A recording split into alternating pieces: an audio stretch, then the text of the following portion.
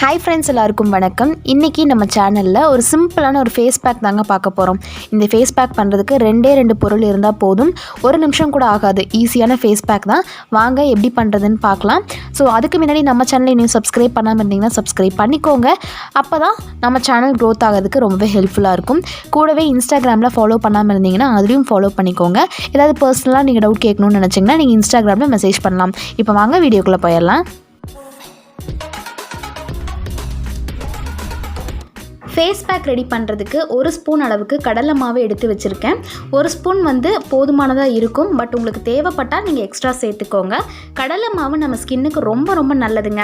Tan எல்லாம் இருந்துச்சுன்னா சீக்கிரமாக சரியாயிரும். ஸ்கின் ஒயிட்னிங் பண்ணுறதுக்கும் ரொம்பவே ஹெல்ப் பண்ணுது.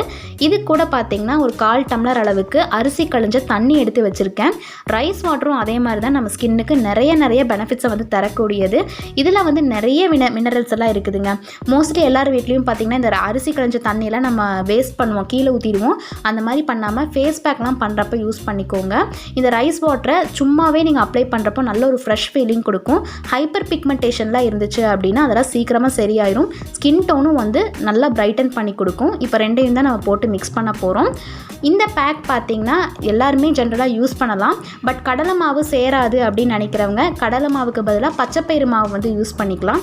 அதுவும் ரொம்ப நல்ல ரிசல்ட்ஸ் கொடுக்கும். இப்போ இது நல்லா மிக்ஸ் பண்ணிக்கோங்க. இப்போ மிக்ஸ் பண்ணிவிட்டு உங்களுக்கு நான் காமிக்கிறேன். இப்போ பார்த்தீங்கன்னா இந்த மாதிரி பேஸ்ட் கன்சிஸ்டன்சிக்கு மிக்ஸ் பண்ணிக்கோங்க. நிறையா தண்ணி விட்டுட்டீங்க அப்படின்னா அந்த தண்ணி அப்படியே வழிஞ்சு வந்துடும். அதனால் இந்த மாதிரி கன்சிஸ்டன்சியில் மிக்ஸ் பண்ணிக்கோங்க. இந்த பேக்கை அப்ளை பண்ணுறதுக்கு முன்னாடி உங்கள் ஃபேஸை நல்லா க்ளீனாக வாஷ் பண்ணிவிடுங்க. வாஷ் பண்ணிவிட்டு அந்த மிச்சம் இருக்கிற ரைஸ் வாட்டர் இருக்கு இல்லையா, அதை லைட்டாக எடுத்துகிட்டு ஸ்கின் ஃபுல்லாக டேப் பண்ணிக்கோங்க. டேப் பண்ணிவிட்டு 1 நிமிஷம் வரைக்கும் விட்டீங்க அப்படின்னா ரைஸ் வாட்டர் நல்லா ஸ்கின்னில் அப்சர்வ் ஆயிரும்.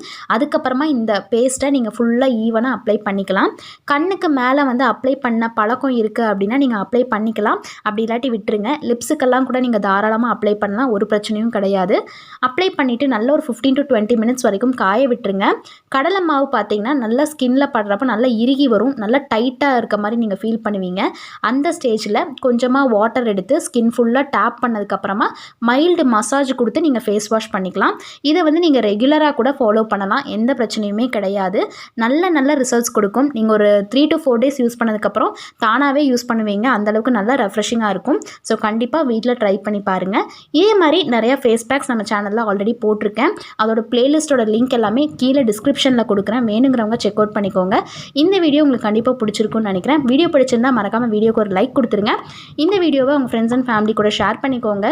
இதே மாதிரி நிறைய வீடியோஸ் வேணும் அப்படின்னா நம்ம சேனலை கமெண்ட் பண்ணிவிட்டு சப்ஸ்கிரைப் பண்ணிடுங்க. தேங்க்யூ ஸோ மச் ஃபார் வாட்சிங் ஃப்ரெண்ட்ஸ்.